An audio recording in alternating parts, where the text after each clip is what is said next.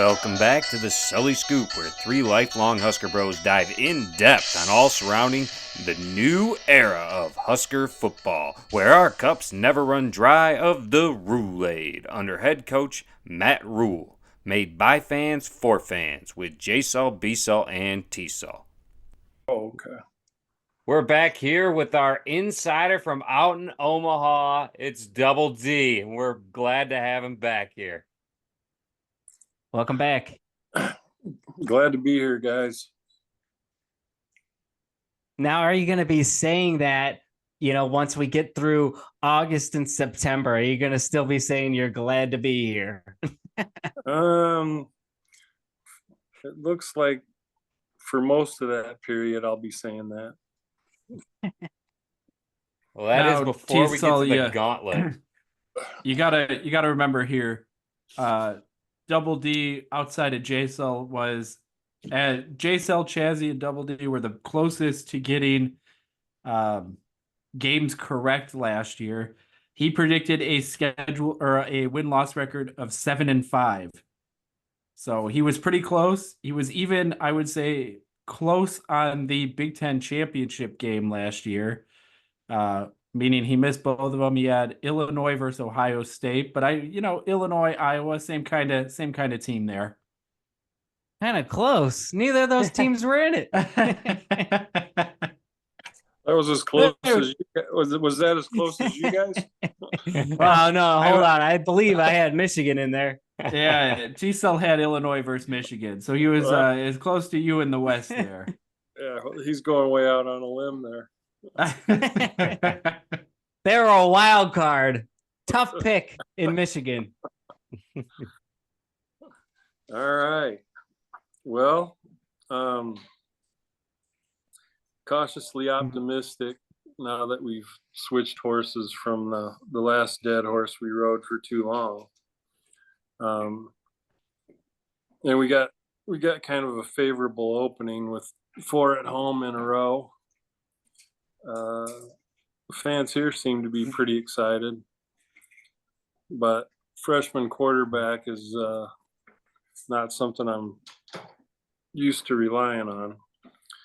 Anyway, I think they should be able to handle Texas El Paso easy enough on August 31st. The next game's one that I think most people here are really looking forward to. When Coach Prime and his band of players come to town. Select choice of words there with the coming after the band of what? Yeah. But yeah, I got to agree. And I do believe it's the first time in about 7 years that the Huskers are opening up against a non-Power 5. So yeah, starting 1-0 could be a difference. We haven't seen that in about 6 years. Well, usually they got a few cupcakes mixed in. Although, last year we went up to Minneapolis and gave them a pretty good game until we gave it away like we tended to do all year, I think. One thing I was going to ask you guys about, you think they're going to solve the turnover problem? Sure can't get worse, can it? Oh, it can. I would say that the unforced turnovers will be solved. I don't think we're just going to fumble it off the snap as many times as we did last year. Well, I mean, there's a lot of games that we were one score away from winning, but I think we had 31 turnovers, which is just unacceptable. You can't have that many unless you're vastly superior to your competition, which we haven't been in quite a while. But anyway, I think the Colorado game kind of got away from us out there. I don't know if it was the thin air or the turnovers demoralizing the team, but I thought we played them pretty well for the beginning of the game and then just kind of lost it. So this year, I think it'll turn the other way. They'll have the crowd behind them. If they don't make mistakes, I think they'll be able to handle Coach Prime. And Double D, I totally agree with you. I think they're going to start 2-0. I think they should be able to handle Coach Prime, and I'd love to see him steamroll him when they come to Lincoln. I think this Colorado team is still decimated after Deion's ran so many kids out of CU. But I do want to touch on something here. Like you said, on finding it hard to rely on a freshman quarterback. And I think it's important for everybody to remember, too, the last true freshman that we started the season going in with as our number one guy was Adrian Martinez. And we started that season 0-6. And that was arguably, again, Adrian's best season for us. And we started 0-6. So it does make you wonder how this team will respond opening up with a freshman quarterback at the helm.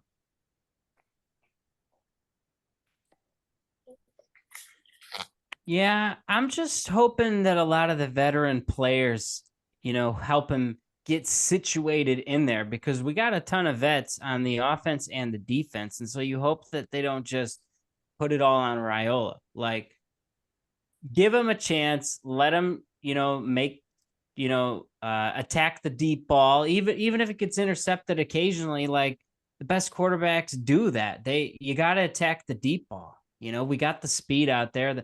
I just hope the veterans help him, and it's not just all him out there. Like when we saw like Casey Thompson running for his life all the time.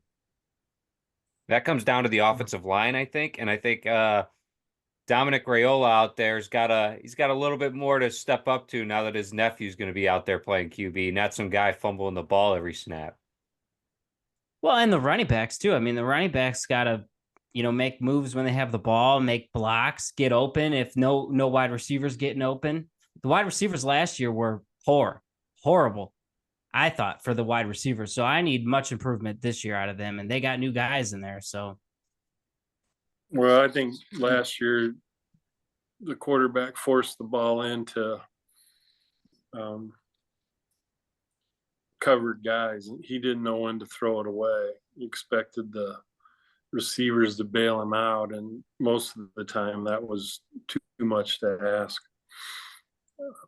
Yeah, I think all of our quarterbacks last year, maybe with the exception of Harburg, thought that they had better arm talent than they did. I mean, you saw that with Jeff Sims to start. You saw that with Purdy later on in the season. And again, Purdy's might have been just inexperienced, not being on the field a ton. Jeff Sims played a lot of college football, and he just thought he was more talented or had better arm strength than he actually did. It's hard to say. But, I do think you bring up a really good point again, like I said, with that true freshman quarterback. I mean, even when Tommy Armstrong got in his freshman year, that was a redshirt freshman year, and he split time with Ron Kellogg. So it comes down to, again, how are we going to go through these growing pains here? Because this schedule is very favorable for the Huskers. Let me tell you guys something. We've been going through growing pains. I don't really think it's that much is going to be on Dylan Raiola. All we are looking for at this point, at least me as a Husker fan talking, get us to 6 wins. Let's see a bowl game, get the extra practice. It's not like we're coming off a national championship caliber teams and now we're going to get a freshman quarterback stepping into some shoes. We haven't gone to a bowl game. We're the longest Power 5 to not go back to a bowl game. I think that he's got, a lot riding on him with a bunch of this Husker, fan base and everything. But at the end of the day, he is a freshman. He's going to make mistakes. And I think everyone else is, it's not the biggest shoes to step into at this point. We saw 31 turnovers last year. I think he could throw his few share. well, and then just to add on to what Jason was talking about with the bowl game and such, like when you have a game in your grasps early in the season, let's maybe not come out of half and kick an onside kick. Let's just run the ball, own the clock, win the ball game, get out of there. I don't care if the first couple games are ugly. That doesn't matter. Yeah, a win's a win. I mean, it's tough. It's tough to think they're going to steamroll any of the Power 5 teams until you see that they've solved their major problems with turnovers and with a leaky offensive line. That being said, I'm really not too worried about Northern Iowa, not having seen them before, coming in for our third game. So hopefully any kinks that are exposed in that Colorado game, they can work on it. Northern Iowa, I think they'll win that one and get ready for the annual Sullivan invasion at for Illinois the week after. Yeah, it'll be an interesting just- one, especially with a short week against Illinois. And I just got to say, Double D, we're 1-0. We're only counting last year for our recent visits, and that's 1-0 when Purdue came to town. Yeah, well, we'll keep that string going. Yeah, I think Illinois will be in for a rude awakening after we beat them up there. I think that was our only road win last year. They're supposedly on the improve, but like Nebraska, I'll believe it when I see it. So I think we'll handle them. No steamroll, but I think we'll be able to beat them. And I think one of the things that would help this team is to win some close games. I mean, it seems like we're figuring out ways to lose when it's close. So when we do turn the corner, the gains may be pretty big and pretty fast. I can agree with that. And going back to it, I think that Satterfield's offense really has been hurting, especially last year. Well, last year was the only year, but it was the arm talent at quarterback. I think Dylan Raiola opens up the entire football field for the offense. However, it's really going to come down to that offensive line, and this will be a true test. I think the first test of the season for the Huskers is against Illinois, as Illinois will have the toughest defensive front or the toughest lines all around the teams that the Huskers will see at this point. Well, Jay Saul, it's more than just the quarterback arm talent. I mean, the wide receivers, as I mentioned earlier, were garbage last year. The offensive line was trash. And unfortunately, this year, we're not going to see B-Saul's pick for the Nebraska Hall of Fame out there in Teddy Prochaska. Yeah, Prochaska is a loss there because now you got Turner Corcoran who's going to be blocking Dylan Raiola's blind side. So I would watch your mouth there, T-Cell. Second thing, J-Cell, that is, as much as it's true to sit here and say that Illinois is the toughest team that they've played so far, as you slot that in there at the end, being the best team out of 4 trash teams isn't very good. I would say Colorado would beat Illinois head-to-head. I'll say it. They'd beat them head-to-head. That's where I think I would disagree with you. I think Brett Bielema football style would take over that game, and Illinois might win by a single score. However, they're just going to hold on to the ball and run out the clock. How Nebraska should be playing, but instead with Satterfield, he's looking to be cute and try to go with an Ohio State style play, and that's what we saw with Scott Frost as well, instead of just holding onto the ball and taking the win when you can get it. I got to agree with Jay Saul on that. I think Bielema will frustrate Colorado trying to run up and down the field by just holding onto the ball and working clock to where they get frustrated because they can't do all their flashy stuff. And over the years, Bielema's proven that he's not that bad in close games. He can hang in there, and he's not afraid to run out the clock and win 14-12. And it's interesting you mentioned close games for Bielema, because I'm looking at their schedule last year for Illinois. Almost every single one of their games was a close game. The game that they didn't show up to the most was Purdue losing 44-19, Nebraska 20-7. Every other game was a one-score game for them, whether they won it or lost it. Yeah, well, he tends to run the clock, grind the ball, and hold it, and try to frustrate these high-powered offenses. And he just may not have the talent there to do like he did at Wisconsin. But anyway, I think we'll get past them. Then Purdue comes to town. I've run into a lot of Purdue fans since I've been up there, and they have an inferiority complex. They think if it's close, they're going to figure out a way to lose. I don't know that they're going to be able to come to Lincoln and win a game. So I'm cautiously optimistic that we're going to win that one too. That puts us at 5-0 going into what I would say is the more difficult part of the schedule.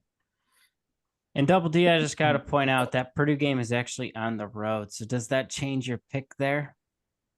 No, I think they're gonna win that one, and I think that's gonna get the Husker faithful awful excited, sitting there at 5-0 with the road win under their belt. But agreed there. I'll tip you guys off. I see storm clouds gathering after that. Well, at least you followed trend here. J-Sull, however, thinks that by this point in the schedule, Nebraska will have 2 losses, one of which being against Illinois, the other against a Purdue team that I think is going to be the worst team in the Big Ten this year. I think we've had a tough stint against Illinois going from the past. Yes, last year we did knock them off. However, this is a totally new year, and we have a brand new quarterback. I think it could be a tough one, especially with the offensive line at Illinois. However, at Purdue, I think it's just going to be a tough one. On the road, the Huskers have not been great of the past, few years. We have clearly seen that. I think, this could be one that they just, fall down and slip up here and lose by 1 score. Well, Jay, so I still disagree with you on the Illinois comment, because Illinois is a team that you should lose to like once in a century. And we already lost to them back in like 2020, 2021, 2022. So we're not going to lose to them for 3 more centuries as far as I'm concerned. Can't disagree with that. Anyway, I think after beating Purdue and getting the fans all excited, the next game, which Rutgers comes to Lincoln, I think Rutgers has been kind of a team flying under the radar, that they're a lot better than what people give them credit for. I think people look at them and think of their old record, and Shiano has done a pretty good job with them, and he's not somebody to be overlooked. And I'm thinking we're going to overlook them, and Rutgers is going to come in and cool the enthusiasm, or maybe it's curb the enthusiasm of the Husker faithful. Yeah, I definitely can't argue too much with that. I think this Rutgers team is better than people think. I'd like to think that by that point, if we're 5-0, like we all think, I think the team will be clicking on all cylinders. I think on the offensive side, we're more talented than Rutgers is. On the defensive side, I think it's a closer matchup. So I think it's just going to come down to who makes fewer mistakes. And like you said earlier, have we really solved the turnover issue? I mean, last year, 31 giveaways is ridiculous.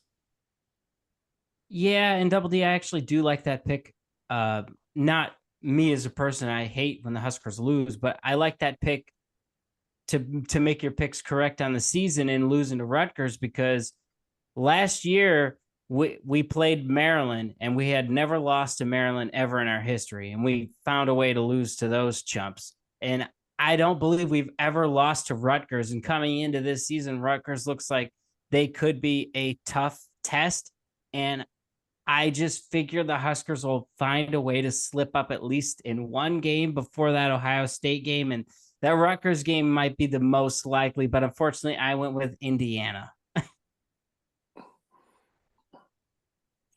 And nobody else did that anyhow, as Indiana could be one of the top worst teams in the Big Ten. But I do think that is a decent pick there. Just the Rutgers defense, I think it's going to be the toughest defense that the Huskers will see at this point. including Illinois at this point, that I think it's going to be the Really, toughest. that's J-Cell, that's interesting because you picked Illinois and Purdue as a loss, but you got the Huskers rebounding against Rutgers, who you Well, just said as I was getting one of to, the toughest Rutgers, defenses that they're going to play all season. what I was So getting to was where do they fall on the record? it is going to be one of the toughest defenses that the Huskers are going to be playing to this extent. However, Rutgers does not have an offense to get past our defense to score some points to win a game. And Illinois does? I believe Illinois has the offensive line to get it done. What about Purdue? Because you picked Purdue as a loss too.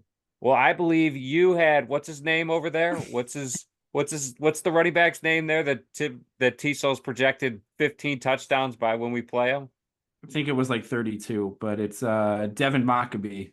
Yep, I believe Degan Mockabee and their offensive line can get it done. On the road is tough for the Huskers as of late. J-Cell, Devin. As Double D has pointed out, that we only won one road game last year. I believe that the road games have been a detriment to the team. Yeah. We've been struggling in road games ever since even Pelini was here. I remember there were years where we'd win every home game and lose every road game. So it's been a constant theme ever since Pelini. And that brings us into another away game, second one of the year, Double D. What do you got going here? Well, I'm afraid of that game as well because I think Nebraska is going to end up being focused on Ohio State, which is the game after. Indiana, they're going to overlook them and they're going to go up there and relapse. Like they did. Well, it wasn't really a relapse at Minnesota, but I think they let the other team hang around, and on the road you just can't do that. You gotta get ahead of them, take the crowd out of it, and finish them off, which is another issue we've had since Frost was here. We don't stand on the neck of these guys when we get them down. We tend to start dinking around and let them stay in the game. So I'm really concerned about that Indiana game. That was one of the ones we had targeted for the Husker invasion, but I believe that's the weekend my nephew's getting married, so they got a reprieve for a while. So we'll show up in Bloomington.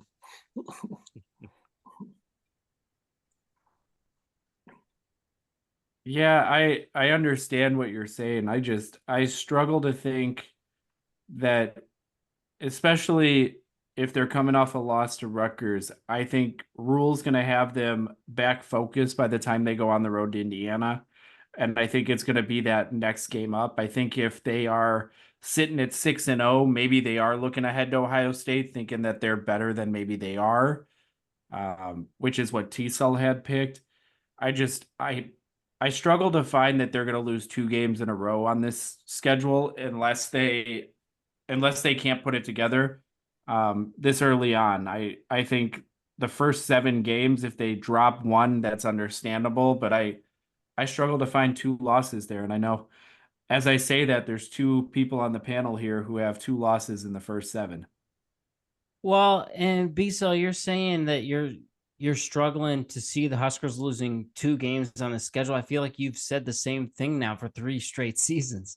You told us last year you struggled to see 2 straight losses, and we had a bunch of them in the row, especially at the end of the season of Murder's Row. And what I mean by Murder's Row is mediocrity, because those were the teams we were playing against.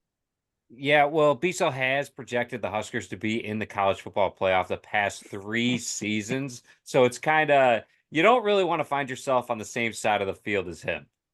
J-Cell, you continue to say these things, and there's no proof in the pudding there. I didn't have the Huskers in the college football playoff last year. I don't have them in there again this year.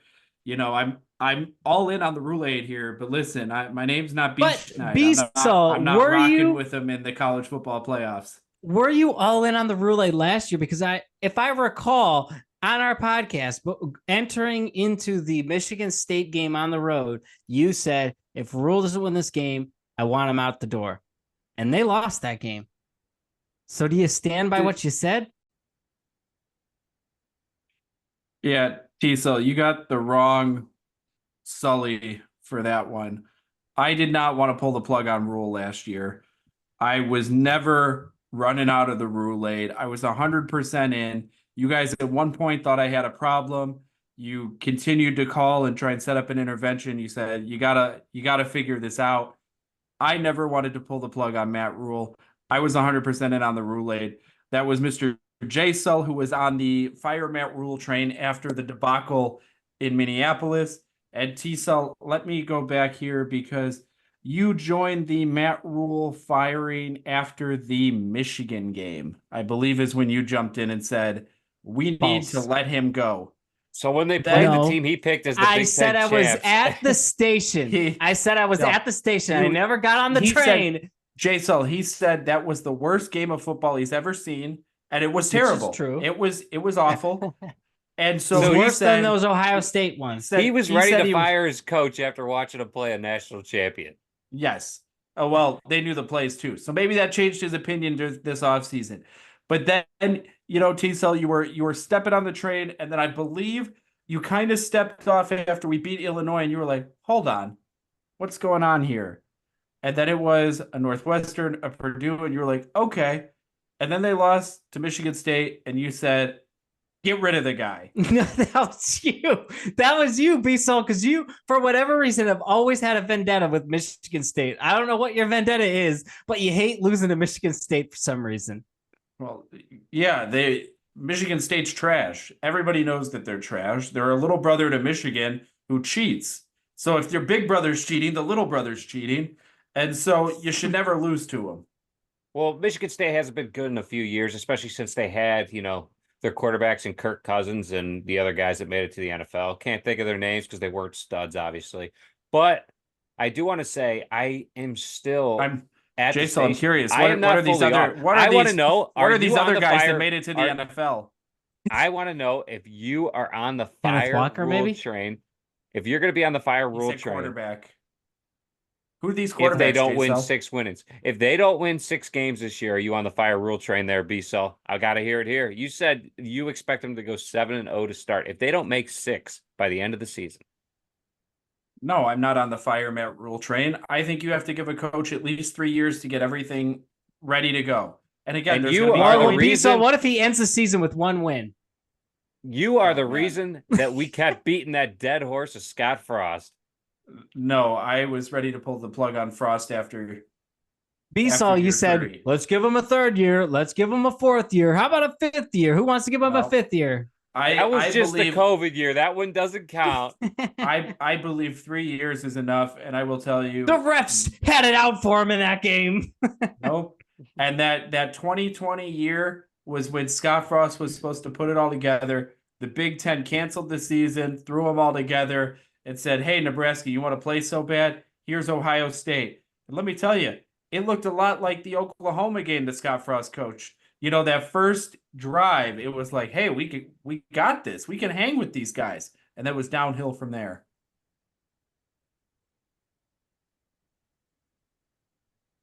But you got to answer Jay Sol's question. I told you, no, I'm not gonna be on the fire Matt Rule train. I want to see him get 3 years. If in 3 years we are still mediocre at best, pull the plug on him. This is in Iowa. That's for sure. Now, Double D, we'll ask you the same question we just asked B-Sol. If we don't make a bowl game this year, are you looking to pull the plug on Rule? No, I think, first of all, the whole environment's changed with the NIL money. This isn't recruiting guys that are staying there. I mean, our quarterback went somewhere else. He came here. We're relying on at least 3 guys that have transferred in, the 2 wide receivers and our quarterback. It's a whole new world. You're going to have to evaluate talent, and the teams, just like the pros, let's say in baseball, the teams with the most money can attract the most talent. NFL kind of keeps that under control by keeping their salary caps and so forth, trying to keep things equal, but college football is the wild, wild west. I mean, you're starting quarterback at Ohio State, but that ain't good enough for you anymore. When virtually every other quarterback in the country, in the old way of doing things, would love to be in that position, have all those All-Americans around you. So I think Nebraska's got a chance here to set the trend. What you really need is like pro sports, where you got a general manager that goes out and scouts the talent to find the right pieces to plug in, and you've got to have the capital to acquire those pieces. I think that's where everything's headed, and the teams that get there first are going to have an advantage simply because they don't have the leveling that the NFL draft provides.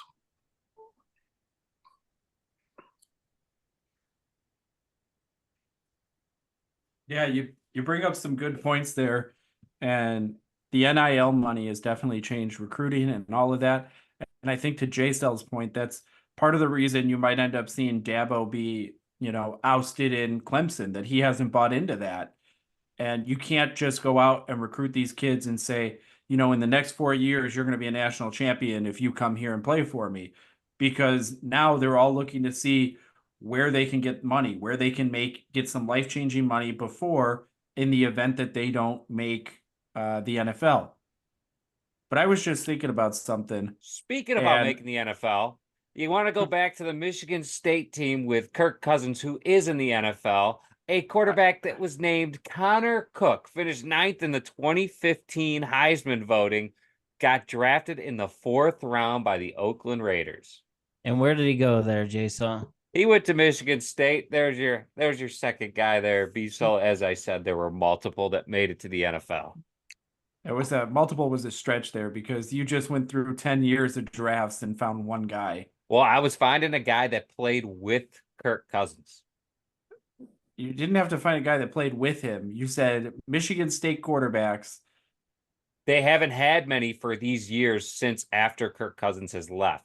No, They had a long string of prototype statues that stood back there and could throw the ball, but if you made them run, forget it. And Cook was one of them. Yeah, who was the tall, lengthy guy? There was a tall, lengthy guy too. Yeah, that was that D'Antonio style offense. Right. Yes. And D'Antonio, I think that was the biggest loss for Michigan State. He could pull big upsets, and he always had good game plans, it seemed like. Now the question is, where does Mark D'Antonio really fit in when you compare him to other coaches? Because I would argue he's just a Big Ten Mike Riley. No, I think I would have right. put him as Kirk Ferentz is what I would have compared him to. How about Warren Powers? That was probably before your guys' time. The giant killer from Missouri. He could win the big upset, but he couldn't win anything else. Yeah, the games he was supposed to, he wasn't able to do. Yep. Anyway, but after Indiana, then we get to go up and see Brutus.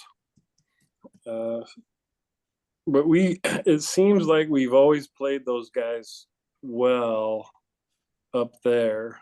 Where they really thumped us most of the time seems like it's been in Lincoln. I think we're too far away from going in there and springing an upset, although Day's got to be getting a lot of heat from those losses to the cheaters at Michigan. Yeah, I think honestly Ryan Day's on the hot seat, especially that's what, 3 years in a row he's lost to Michigan, and the Big Ten didn't get any easier, even with Jim Harbaugh stepping out. Ohio State, I see them losing to Oregon this year, so they already have another loss, and if they make the Big Ten championship game like I've got and lose to Oregon a second time, where does that put Ryan Day? You haven't won a Big Ten championship game since his first year. as head coach? Well, frankly, so I'll be surprised if the Pac-10 invaders make much noise, simply from experience. When the Huskers invaded, we didn't get treated real well, and I'm guessing the Big Ten's got the same in store for the new bunch this year. I had the same exact thoughts as you, Double D, and that's why, spoiler alert, I didn't put any of those Pac-12 invaders in my Big Ten championship. Instead, he put Iowa. If you look at their schedule, J-Sol, the Big Ten is trying to push 2 Big Ten teams in. They figure it won't be Michigan, so they're hoping it'll be Penn State or Ohio State versus Iowa. If you look at their schedule, it's clear what they were doing. Why couldn't it be Penn State versus Ohio State there for you, T-Sol? Because they play each other. They're in the same conference, J-Sol. Well, now it's just the best records. There's no sides anymore. It's just Now the top 2 teams. To go back and bring it up, I agree the Big Ten was not pleasant with us on the way they scheduled us. I think it was a lot easier to pick on one team coming in as opposed to 4. And I think Oregon brings in a well-balanced team that's returning a lot of starters, similar to the way that Nebraska did when they came in. Nebraska's first year in the Big Ten, we went 9-3.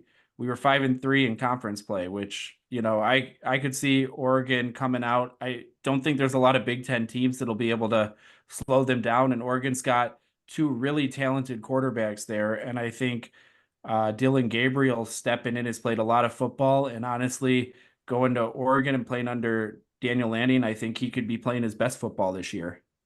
Now, B-Sol, remind me quick here. Is that why Oregon just dominated everyone last year, won the Pac-12, went to the college football playoff, won the championship? Did that happen because they were so much better than everybody else? That would be Oregon had a turnover-prone Bo Nix, and I think Dylan Gabriel's a better quarterback than Bo Nix. Well, again, he's still a new guy coming in, learning a new system. And now your team is playing in a new conference. You were playing in the Pac-12 where nobody cared about defense and running the football. Everyone wanted to air it out. Now you're playing in the Big Ten where people want to control the ball in the cold weather. Oregon ain't prepped for that. And that's why I think early on in the year, I believe it's week 6, Oregon takes on Ohio State, and I got them knocking off Ohio State. I think Ohio State likes to play their style of football. It's going to be at Oregon. That'll be a tough game for Ohio State. But in the rematch in the Big Ten championship game, what I have predicted, I think Ohio State gets the better of them. It's hard to beat a team twice. Yeah. J-Sol, I don't know if you noticed on Oregon's schedule, but in November, they have them going to the Big House, and then also they have them going to Madison. Yeah, T-Cell, I would tell you right now, of those 2 games, if Michigan doesn't have their plays, Oregon's not going to have a problem. Going to Wisconsin in November 16th. In November. Congratulations. The first weekend in November, it could be 80 degrees out still. It won't be 80 degrees in Michigan. There's no guarantees. That November 16th, probably not even 80 in Michigan anymore. I'm telling you right now. I got to side with T-Sol on that, B-Sol. You can get pretty good odds on above 80 in November in Michigan. Hold on, we'll take a quick look here. Let's go into the weather app right now to look that up. You're damn right I am, Jason. We're gonna check out. When's the last time you went to like a Packers game or a Lions game and it was a nice 80 degrees out around Thanksgiving? He was swimming outside before he went to the game. Global warming is really setting in these days. I think you can go back to the film clip of J-Sol at the Big House and see how nice the weather is. Yeah, I can speak from experience. It was awfully cold and sleeting. And those Oregon guys are going to want to get right back on that airplane as soon as they get off of it. I'm with you, T-Sol. I think if you think about the Pac-12 teams, A, they weren't exactly juggernauts before out of the Power 5 conferences. And B, the road games are going to be brutal for them. they've got to travel a long ways. The only people worse is Stanford and Cal having to play in the ACC. So I think that's going to add up to some tough sledding, no pun intended, for the Pac-12 invaders. That pun couldn't even happen with how B-Cells got the weather out there in Michigan. The only one who may have pulled a favorable road schedule is USC. The fact that they're at UCLA in November and at Washington in November. But again, they have probably the toughest schedule in all college football. And so they should really fire their AD before the season even begins, because, they set themselves up right by scheduling LSU and Notre Dame this season out of conference. Now, I will say, going back to this Oregon going to Michigan game here, it looks to be, if the Big Ten really wants to screw Oregon over, they haven't announced a time for that game. If it's at night, Oregon would be in for a chilly night. However, during the day, the average temperature of the last 6 years has been right about 50 degrees. A little bit cooler than that 80 there. Average is key word there. And also, I don't think that Michigan plays any night games in November. I think they're one of the teams who is like really against night games in November. And I think Ohio State's another one for some reason. Nebraska, Michigan will only play about one night game, I believe, a year at home. However, I do want to say that Tiso was saying that USC has it made because they got to go up to Washington in November. Do you know where Washington is located? And they're about at the same plane as familiarity. Michigan. Familiarity there. They're playing two former Pac-12 teams on the road in November, because November's where you make or break your season. Everyone knows that. Well, it's still going to be a cold, chilly game for them there. But, T-Cell, you're also talking, by that time in November, Michigan will probably not be ranked in the top 25. Wisconsin definitely won't be ranked in the top 25. Hot take. That is a definite hot take, especially when he hasn't predicted to make the college football playoff.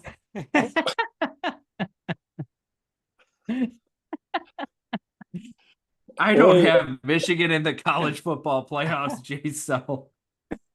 Does anybody have Ohio State losing that game? Which one? Nebraska, Ohio State. Your boy does. After getting beat and upset on the road at Indiana, he has the Huskers going on the road and doing the unthinkable, the unimaginable, and taking down the juggernaut of Ohio State on the road. Now, J-Cell says the juggernaut, and the juggernaut hasn't done anything. They don't have any recent Big Ten championships. They don't make the college football playoffs. Quite frankly, they're not a juggernaut. That's because they play the game the right way and they play fair. If they were cheating like Michigan, they would have won. They've been cheating. They've been cheating longer than Michigan and probably worse than Michigan, if you really dive into it. So here's the thing, J-Cell. Ohio State's not a juggernaut, and we're sandwiched in between their game at Oregon and at Penn State. Perfect timing. And I don't think it's unimaginable, because we've given them some good games up there in the past. Frost had them into the second half a couple times where you were thinking we might pull it out until the fourth quarter came. I just find it hard to bbelieve, even if we're sandwiched between Oregon and Penn State, you mean to tell me a team that's coming in, whether they're 7-0, 6-1, 5-2, that Ohio State's going to look at that on the schedule and be like, they got a winning record. Aren't you Mr. Roulade? Where's your Roulade cup? Aren't you over here preaching, hey, I'm Mr. Roulade? Woohoo! Apparently not. I think if this game was in Lincoln, I would have picked it as a win. I'll tell you right now. I find it hard to believe that this team is going to go on the road and beat Ohio State. I'll tell you what, T-Cell likes to say that history likes to repeat itself. If the Huskers are 7-0 and Ohio State is 7-0, and we find this game, a college football game day is there, I will flip my pick and the Huskers will come out victorious, because I believe the last time we were both 7-0 and met, it was in Lincoln, and that was Not a great game to be at. We did score a touchdown to the last drive of the game, and I believe it was 63-7. And I believe it could be a flip of that. Jason, I don't think we were 7-0 when Ohio State came to town. Yes, it was, because College Game Day was there, and it was Mike Riley's, I believe, first or second year. So what year was that? Like 2016? Well, it's been quite a few years since we've been 7-0 there, T-Cell. We were in 2016. We were 7-0 and lost at Wisconsin in overtime. So we were 7-1 at Ohio State and lost 62-3. So if history repeats itself, Jason, we were on the road in the Horseshoe and lost 62-3. Well, that wasn't the only time that we lost 62-3 then. Well, we were at that game. Let's just say around here, the Husker highlights don't show a whole lot of Ohio State games. Nope, you've got the Levante David fumble recovery, and that's about That's it. Yeah. No, I think there's a Rex Burkhead diving touchdown in that game too. That's the same game. Those are really I think those are the two. We just play them spaced out, so you think it's different games. Jason, I think you're thinking of 2019 with Scott Frost, where we were 3-1 and Ohio State came to town and thumped us 48-7. But we were only 3-1 and we lost to Colorado in overtime. So that season we should have known better. It's easy to say that in hindsight there, T-Cell. Now, Double D, just to confirm here, the at Ohio State game, did you have that locked in as a loss, or were you on the T-Cell bandwagon that we're going to upset them in the Horseshoe? After we lose to Indiana. I've been kind of mind melding with T-Cell, but not to that extent. I got it as a loss. Now, the part that concerns me here is Double D said when he got the 5-0, storm clouds are brewing. He's got us on a 3-game losing streak here. I'm really concerned, and I swear if you take us down here and have us losing 7 in a row, I don't know what I would do in that situation. I wouldn't be off the fire. I wouldn't be on the fire rule train like J-Cell, but I would be searching for answers, and it wouldn't be in my Roulade cup. Well, you can always switch to hockey, B-Cell.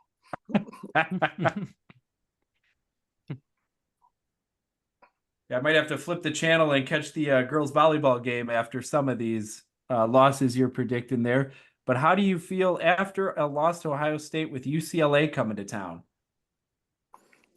Well, I don't feel good. For whatever reason, it seems like we always have problems with them. Even back in the salad days when they'd come to town, it wasn't easy. So I think the faithful will be stirred up and questioning whether we're doing the right thing. There'll be distractions for the team, and UCLA will sneak in here and pull an upset in Lincoln. Now Bissell's really frowning with that pick. I would like to think, I know that we've struggled with UCLA in the past. I just think losing Chip Kelly, losing, I got to think of the kid's name. That's probably a good thing for UCLA, losing Chip Kelly. I think that's a positive person. They lost Chip Kelly. They lost their hyphenated quarterback. Yeah, they lost the quarterback who transferred to Oregon and is now backing up Dylan Gabriel. So that's how great he was. He transferred out to be a backup. Next, he transferred. If I'm a UCLA fan, next. Well, on his behalf, he did not transfer out to go to Syracuse. At least the guy's starting in Syracuse. T-Cell, he is a 5-star dual threat quarterback who I believe is going to Oregon and redshirting this year. It can't be that good. I mean, me as a coach, I'm never redshirting a 5-star quarterback. Are you kidding me? I don't care if the guy's second in my depth chart. He's probably going to play. Injuries happen all the time. Yeah, well, you can get into up to 4 games and then redshirt too. So I don't know. UCLA didn't do much with him, so they're probably not going to be too much worse off without him. I agree. And also just being a Philadelphia Eagles fan, like Chip Kelly, he's like the kiss of death. You don't want that. You don't want that guy anything to do with your team. He ships out your best player. I'm sure he sent a bunch of stars packing at UCLA, and that's why B-Cell's calling him one of the worst teams in the conference this year. Chip Kelly probably had something to do with that. And guess where he is now, Jay Sull? At your juggernaut, Ohio State. Mr. Kiss of Death is their offensive coordinator. Yes, and I do want to say that he was at Oregon when he was the head coach of Oregon, who went to the national championship game And and lost. Okay, I wasn't. That's the highlight of his career, Jay Saul. That was like 20 years ago. It's the highlight of his career. And he is coming from the Pac-12. I think he was brought on as an offensive coordinator and a part of their team, as he is going to be giving insight to what the Pac-12 was all about. So when they go out and they face an Oregon team, it'll be a homecoming for him. However, he will also have played Oregon last season to know something about their offense. If I listen, Jason, if I'm anybody at Ohio State and Chip Kelly's whispering in my ear of different ways to beat these guys, I'm not listening to him. The guy couldn't beat anybody at UCLA, so why would I trust anything that he's telling me? Well, he did show better in the national championship game than his brother has. Listen here, Beasel. I don't want either one of those Kellys to do anything with Nebraska. Oh, you know what? You know what? Southern Brian Kelly? I don't want either of them.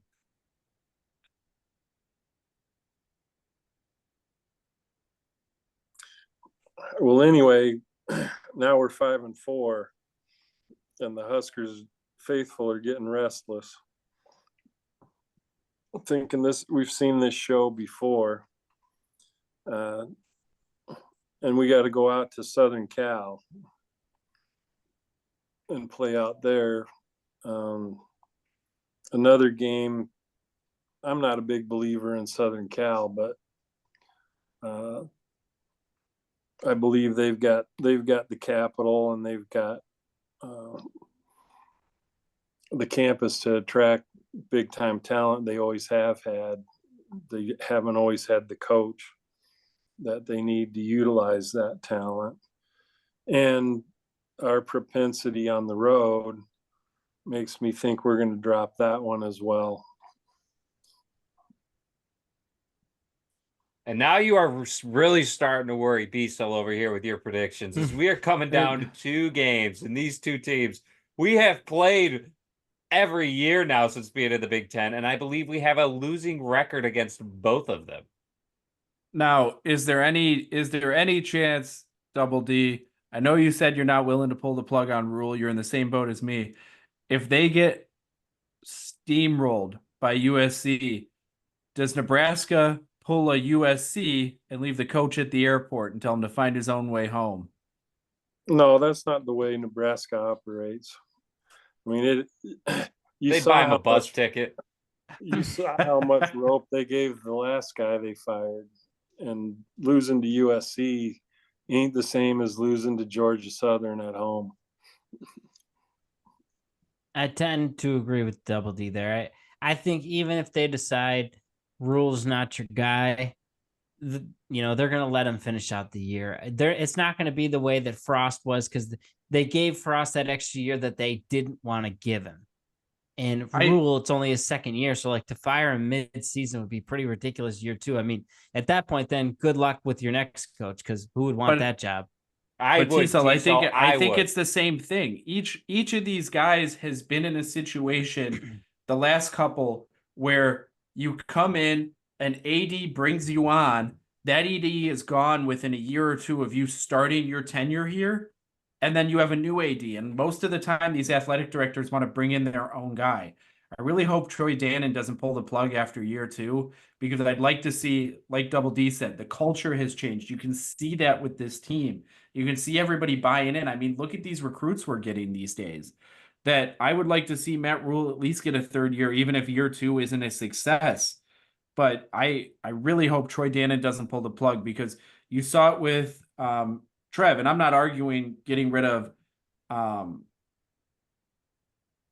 you saw it with Bill Moose coming in. I'm not upset about getting rid of Mike Riley, but he comes in, moves on from him. Then you have Trev who comes in, and Trev gave Scott Frost an extension and then an extra year and did all of that because he was like, "You're buddies." And then he, after giving him the extension behind closed doors, you get blown up by Georgia Southern, and he tells him to take a hike. Well, here's the thing, P. So I believe if Matt Rule isn't living up to expectations this year, his future is going to be solely tied to Raiola. And if Raiola comes, if you come out and win 4 or 5 games and Raiola says, "I'm transferring," I think he's gone. I think at that point, like, your fate is tied to Raiola. Now, if you only win 5 games and you're playing close games at the end, Raiola's like, "Hey, I'm sticking around for next year." You're not going to touch that coach, because if you do, Raiola might be out with him.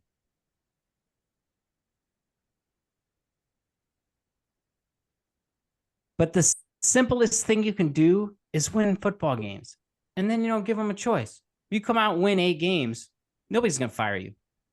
They're not even going to be talking about it. Unless you're Frank Sully. That's right. But again, that's a completely different standpoint of where he came from, coming after Tom Osborne and all the years of greatness. He had to come after that. We can't look at Raiola and put all this stuff on his shoulders, because we're coming off of 5-7, 4-8. But that's a bunch of years of not winning football games. J-Sol, but that's exactly the issue here. Is T-Sol says, "Are you not living up to expectations?" Well, what are the expectations? Are the expectations that you're going to come in and you're going to be better than you were the last couple of years? Because if you do that, I think he hits that easy.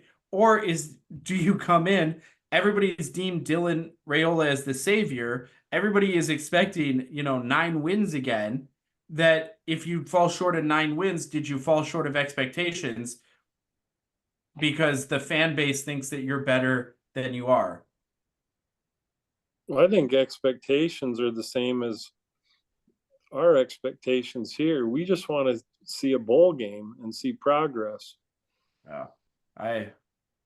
We grade on championships. Yeah, but it's baby steps.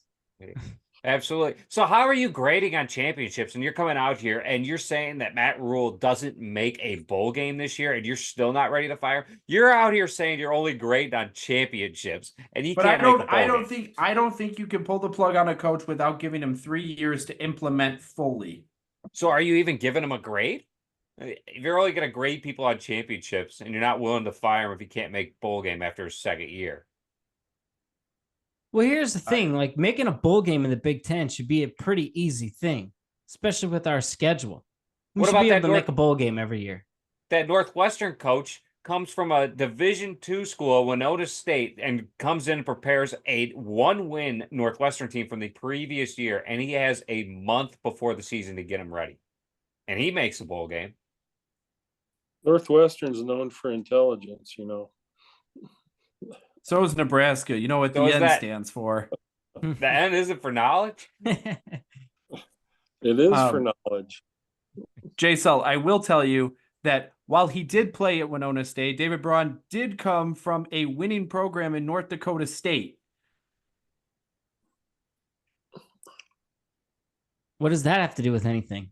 He said he came from Division II Winona State like it was a nobody. He came from a program that was built on winning championships. He knows what to do and how to get players ready. So why wasn't that the guy that Nebraska went for? If you're going to tell me this, why didn't Nebraska get this guy? Well, hold on a sec, Jay. So that's even besides the point. No, if you go back to when they hired Mike Riley, they chose Mike Riley over Craig Bohl, who was the guy that I wanted then, who was a former guy, a guy who had Nebraska ties, came from North Dakota State. Granted, he didn't have great success when he went to Wyoming, so it probably would have been the same thing that Mike Riley was. But when you looked at the two guys, that's who I thought they were targeting, and they decided on Mike Riley. Now, hold on a second here. So, Bissell, you're still once again saying you're the king of the Roulade Cup, and yet you're talking about your list of candidates you wish you had hired instead. So I'm kind of confused on what you're doing there, but let's jump back to your Northwestern debate. What are you talking about? I'm talking about back when they hired Mike Riley. Hold on, time out, Bissell. Before we deem this Northwestern coach the king of the Big Ten, let's remember he had 1 season and won 6 games. This seems a lot like when we deemed Colorado national champs after 2 games last year. Let's see what happens this season, because I feel like it's more likely Northwestern's going to miss a bowl game than they do make a bowl game. Well, out of the 3 teams you just mentioned, with all brand new coaches, Northwestern was the only team to get a lot better and make a bowl game. How did they get better? Well, they have an end for knowledge as well on their helmets. That's right. There's another and they don't part have here, a home T-Saw. stadium. T-Saw, let's correct the fact. David Braun and Northwestern had 8 wins last year, not 6. Second, you also picked Northwestern 2 weeks ago to come out and have a better record than Rutgers, who you said was going to have 8 wins on the season.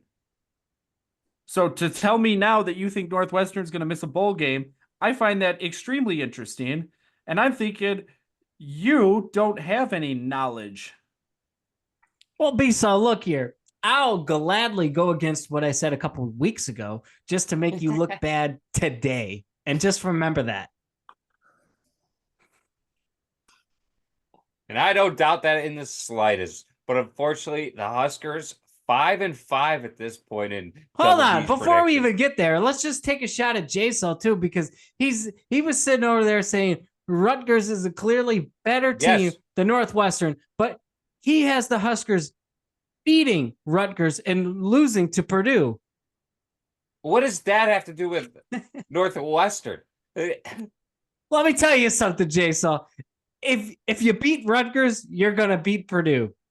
If a team is worse than Purdue, they're going to be worse than Northwestern. One is at home, one's on the road, a lot more at stake, and one is earlier on in the season with a young quarterback. That's how it gets it done, T-Saw, and the road is a tough place to play. But we got Nebraska hosting Wisconsin. Can this be the year that the Huskers finally figure it out? I think the Cheese are in for a surprise this year. I think they're going to come in looking at their past record. My opinion is they've been pretty lucky in multiple games. They were trending down last year. I don't know that that's been reversed.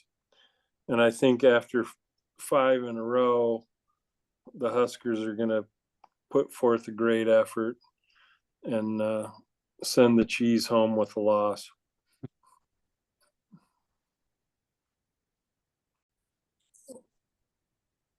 And just like that, the sigh of relief from B-Sol as Double D has picked the Huskers to go bowling.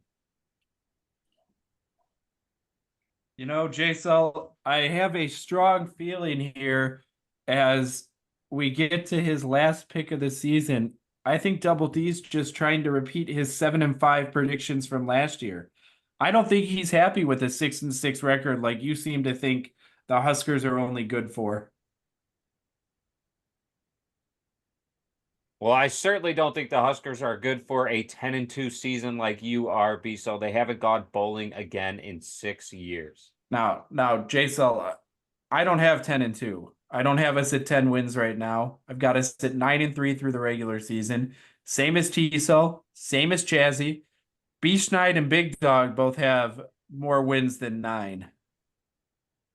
Yeah, and I got to say, Double D, I love that pick of beating Wisconsin because as we saw last year, Wisconsin is not the same team that they were when we joined the Big Ten, as they would say about us, and that's fair. But when we talk about facing Wisconsin every season, in the last 7 years, we had the chance to finish them off every year and couldn't do it.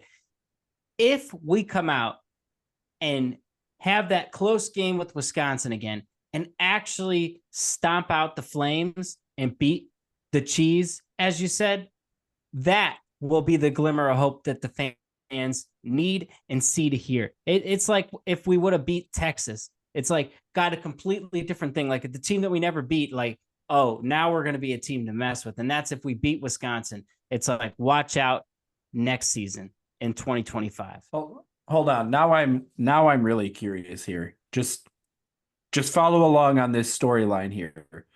So T-Cell thinks we become a team to mess with and a team to beat if we can hang with and beat Wisconsin.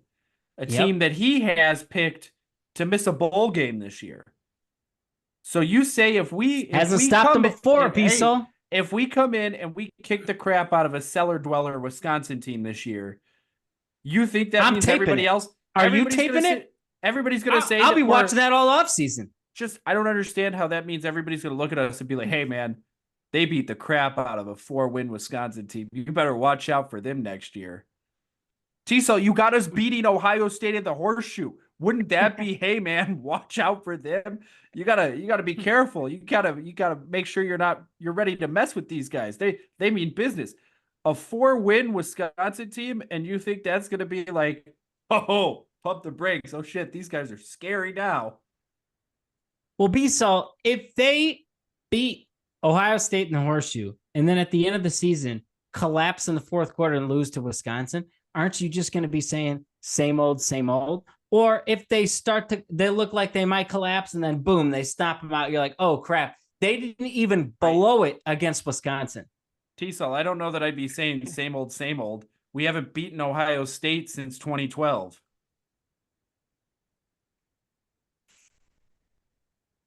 And I believe we haven't beaten Wisconsin since 2010. J-Cell, I believe we actually beat them both in 2012, but I can confirm that for you. Ohio State was 2011. Wisconsin was 2012. You are Seems correct. Like just yesterday. Yeah, 2012. We got the snot beat out of us by a number 12. It still gives me nightmares. Actually, I really just blocked out the last whatever years that leads me to 2012 because that's the only game that's playing in here, and then the Ohio State one from 2011. I'm still waiting for that Big Ten championship game against Wisconsin. I don't remember playing that. Yeah, that was that 2012 season. Thanks for making me go back and look at the schedule from then. That's a game that I never needed to see, and they got it on here. ESPN loved the game so much they got it listed twice on their schedule here. ESPN made a lot of money off that, I'm sure. Well, Double D, choosing between the Idaho Potato Bowl or the Gator Bowl. What do you got the Huskers going after this Black Friday game at night in Iowa City? Well, I think the big sign of progress will be that we actually win 2 on the road this year. And we're going to go over to Iowa City and rack up double digits, which should be enough to beat Iowa. I could definitely see it there, Double D, especially because this Black Friday, for whatever reason, they decided to make a night game. And we know our Huskers love night games. Is that why you've got it picked as a loss, T-Cell? Hey, I have a close game either way there, B-Cell. Oh, you got a close game against a 30-point loss. You've got an Iowa team playing a close game against a Nebraska team that you said is now going to be like everybody's scared to mess with because they beat a 4-win Wisconsin team. And you got this Iowa team going to the Big Ten championship game and then not making the college football playoffs. Your schedule's all over the place. So I just think we're 1 year too early to beat Iowa. I think we're going to play the game to beat Iowa, and the refs are just going to push it in Kirk Ferentz's favor. He's going to make the Big Ten championship, get embarrassed, and he's going to retire. That's my prediction. I don't even know that Cade McNamara is going to throw like 10 touchdowns on the season. I don't think he needs to. Iowa doesn't even have their punter this year. I don't think they need a punter. They could just come out and take a knee. He was their MVP last year. Yeah, T-Cell, if they come out and just take knees, they don't have a guy that's going to flip the field this year. Oh, I'm sure they got another 5-star punter out there. They'll have to pay up. I was going to say, and they lost Cooper DeJean. They lost a handful of talent there. We say that every year when it comes to Iowa and different defensive players No, that they're no, losing, no, no, and they no, still no, no, somehow no. turn it This around. is I will own it. This is the first year I ever said Iowa lost talent, and it was a punter and a safety. Arguably the best safety in the game. Yeah, arguably. And here's the thing, Beast. So when you look at Iowa's schedule for the Big Ten, How do you not see them with the chance to make the Big Ten championship? They are a 7-win team. There's no way. They win minimum 8 to 10 games every year. Not this year, T-Cell. Not with Brian Ferentz not calling plays this year. So you're saying they were better with Brian Ferentz? And I think all of the Iowa faithful are going to see that this year. They're going to be wishing Brian Ferentz was there, having what was his name? Austin Padilla out there throwing 7 passes a game. Kirk's going to set him up. That's exactly it. You made me fire my son. I'm going to make you pay me all this fat money for no wins. Hey, I would love to see it, but I'm not picking Nebraska to make the college football playoff like you, B-Sol. So again, I had to pick a couple wins and a couple L's. That was one of my L's. T-Cell, we've got the same record, and unfortunately, I don't see them losing to Iowa. But that leads us into the Big Ten championship game here, Double D. Who do you have in it, and who do you have winning? Well, I have Ohio State and Iowa. And who I have winning. I think I can give you one guess as who I have winning. Well, face, now B-Sol, face. But now, T-Cell, you have Iowa having to beat Nebraska to get to that point. Double D has Nebraska beating Iowa, and they're still in, which I don't know how that's clinched before that week. Because you seem to think that Oregon's going to be unbeatable this year, and quite frankly, they're not going to be, just like Ohio State won't be unbeatable either. It's a wild world in the NCAA football, B-Sol. Crazy things happen every year. Yeah, I know. I struggle to see a Kurt Ferentz team in the Big Ten championship game this year. But then again, I don't see him in the college football playoffs, but somebody here does.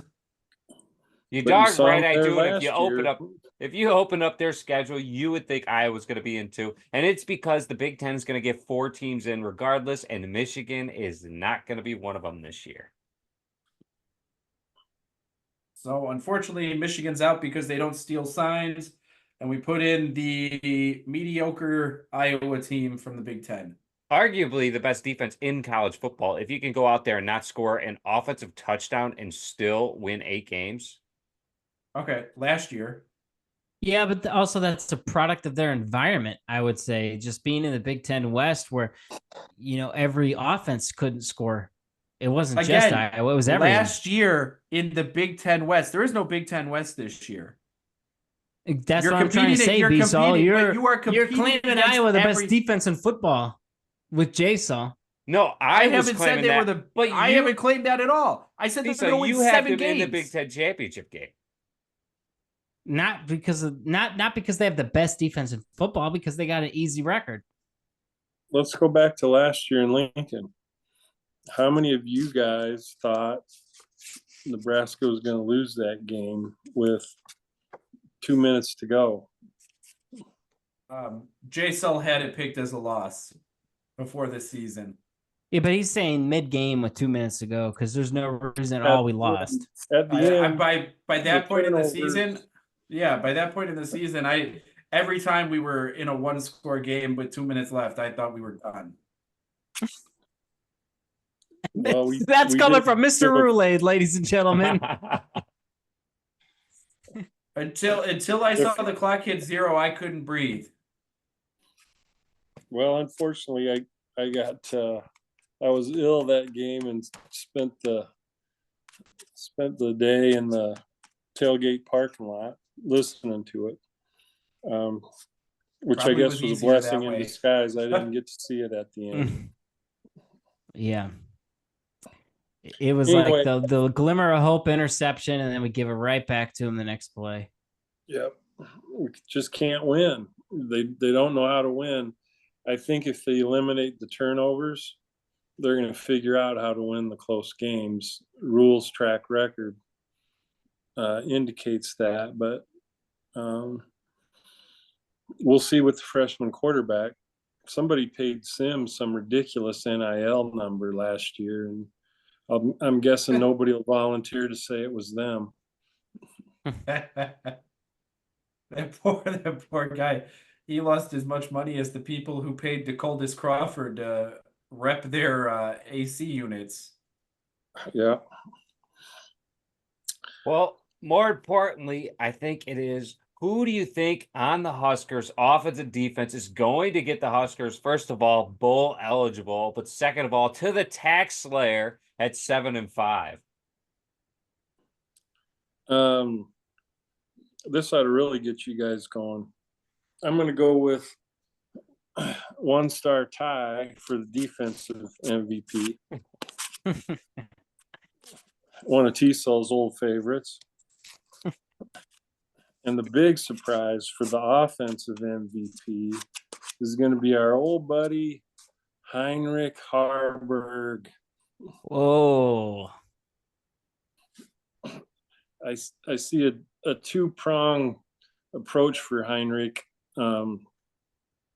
plugging in at tight end or H-back and showing his running skills, and then also getting some time when the freshman has problems or gets injured and comes in and leads the team.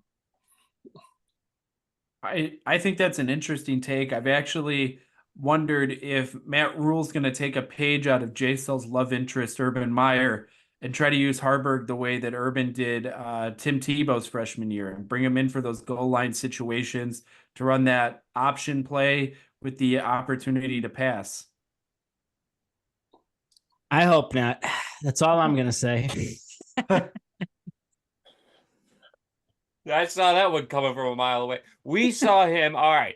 He won some games last year. He was our most winning quarterback starting the games. However, if we're going out there and on your prediction there, B-Sol, got a 7-0 squad, I sure hope it's not riding on the line of Heinrich Harburg running up the middle with the ball. J-Cell, I don't have Harburg as my offensive MVP. He's the next coming of Devin Mockabee. He's going to have 30 touchdowns by November. Oh, no, I'm not saying that. I do think he will be sniffing a getting Heisman. I do think he is our backup going into the year. I think Daniel Kaelin is going to find himself third on the depth chart. There's no way you can have freshman quarterback backing up a freshman quarterback. You need a guy with experience. However, I this think guy with Kaelin's going to be experience, fourth on the depth chart, to be honest. I would agree with you there, T-Cell. I think it really doesn't matter. Hopefully, Raiola can play most of the year. Injuries is always a wild card too. The troubling thing that I noticed on the depth chart I looked at is we got one guy at center. We can all go back to our NFL center that couldn't hit the quarterback on some of the snaps, and what a disaster that can be. So I'm hoping they get some guys plugged in there. Just see a lot of new names and injury prone guys. I'm not sure. Ramir Johnson.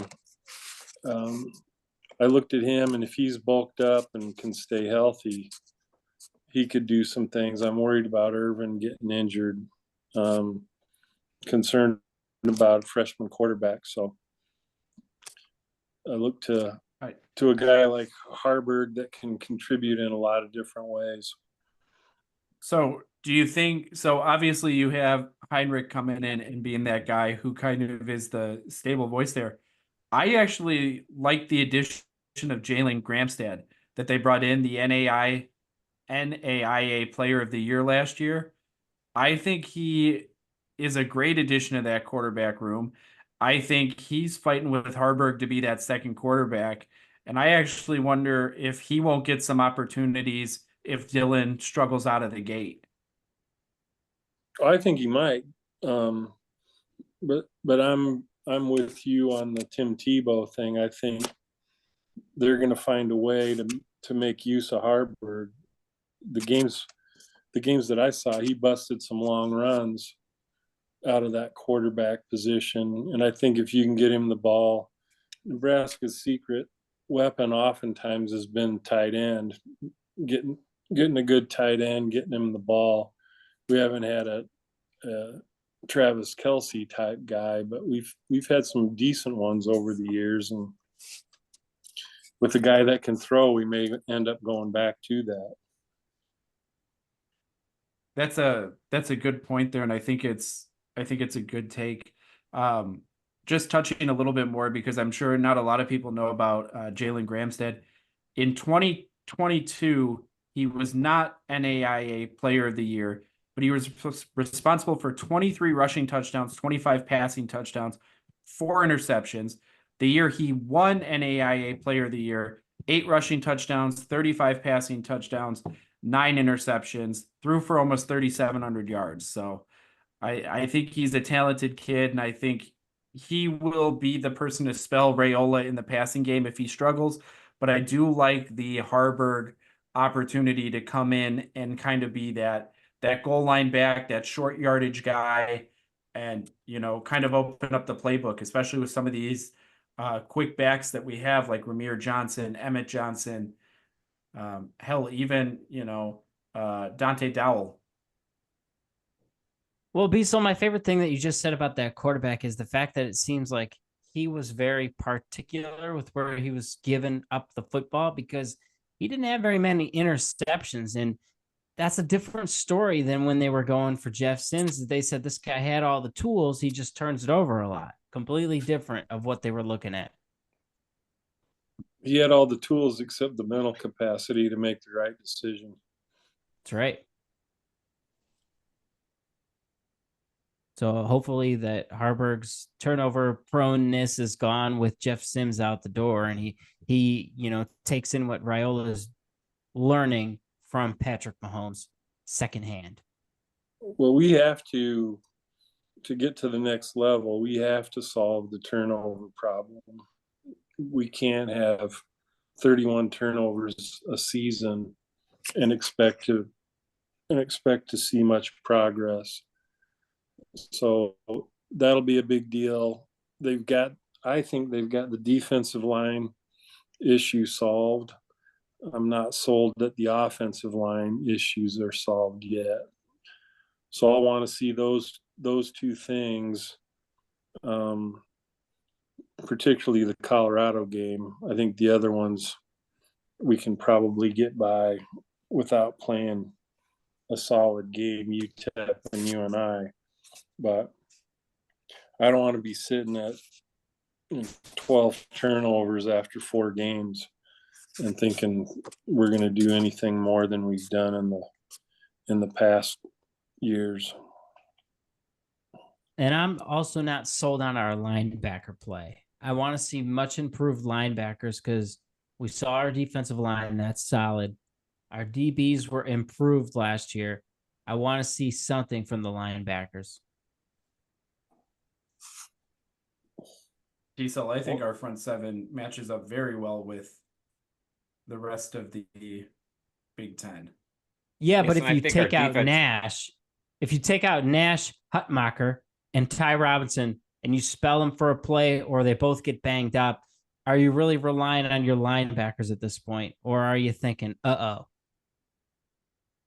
Well, one-star Ty's got to be like 27 years old now, doesn't he? He's pushing Tanner Morgan's record for most years in college football. Yeah, and our defense has all the talent on it and a lot of the big guys. I think our defense is going to be vastly, I don't want to say improved, because we had a great defense last year. I think the big question mark on this season is definitely on the offensive line, not only on the playmakers that they have in there, playmakers in quotes, but also the depth at those positions. Like has been said, the center, we only got one there, Ben Scott, that is jotted in. And then you got Teddy Projaska, who already went down hurt. And now you got Turner Corcoran, who was the top recruit out of Kansas at left tackle. But I haven't seen it. Yeah. And the other side here too, T-Cell, going back to the linebackers, you've got guys that have a lot of playing time. These guys, it's not like these guys didn't play. They were spelling guys. They were in there when with injuries and replacing. And I mean, John Bullock's going to be probably the leading tackler. And I for was Nebraska. going to him over correct Gifford? you, B-Sol. We don't have a front seven. We got a front eight. We play a 3-5-3 That's yes. defense, You are correct. which throws them off some. I think if the defense is better, it's turnover margin. Obviously, two things: if you get more takeaways and reduce the giveaways, 31's a ridiculous number to turn it over. So that has to come down. But if the defenders and a lot of those games, that's what kept us in the game. The defense stopped the other team and gave us the opportunity. We didn't take advantage a lot, but some improvement there could lead to a big swing, and maybe tack on a win or two to what I've got predicted here. Well, thanks for joining us for another episode of the Sully Scoop as we get 1 week closer to opening week 1, where the Huskers host UTEP. But want to give a special thanks to our insider out in Omaha, Double D, for joining us this week. Thanks for coming on here, Double D. Anytime, guys. Always a pleasure. And thanks for Really coming on. Yeah. Absolutely, and really hoping, your picks come out to fruition and the Huskers go bowling this year. We can certainly only hope so. Don't forget to follow and like. You can catch us at www.thesullyscoop.com and at Sully_scoop. Go Big Red.